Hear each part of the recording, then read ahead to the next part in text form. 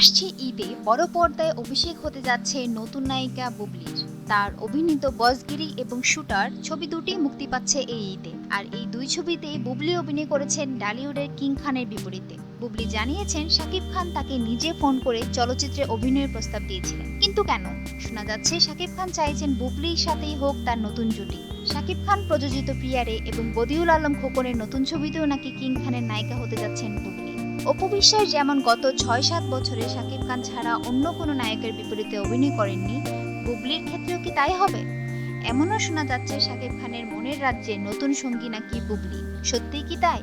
কয়েকদিন ধরেই চলচ্চিত্র পাড়ায় জোর গুঞ্জন চলছে শাকিব খানের ইশারায় নাকি নতুন একটি ছবি থেকে বাদ দেওয়া হয়েছে মাহিয়া মাহিকে।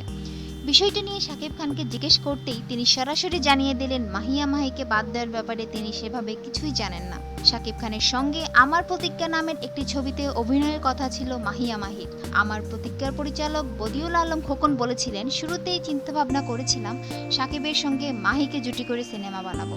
মাহির সঙ্গে মৌখিকভাবে কথাও বলেছিলাম, কিন্তু নায়ক শাকিব খানের সঙ্গে কথা না বলে তো আর নায়িকা চূড়ান্ত করা সম্ভব নয়। শাকিবের পুরোপুরি সায় না দেওয়াতে নায়িকা হিসাবে নতুন কাউকে ভাবতে হচ্ছে। খোকন এও বলেন, ছবিটি নায়িকা নিয়ে শাকিব বেশ কিছু পর্যবেক্ষণ দিয়েছেন, তার কথাগুলো যুক্তিযুক্ত গ্রহণযোগ্য মনে হয়েছে। তাহলে আমার প্রতিজ্ঞা ছবির নায়িকা হিসাবে কে থাকছেন? শাকিব বলেন, যতদূর শুনেছি বুবলি হবেন ওই ছবির নায়িকা। এখনো লিখিত চুক্তি হয়নি, তারপরও তেমনটাই বোঝা যাচ্ছে।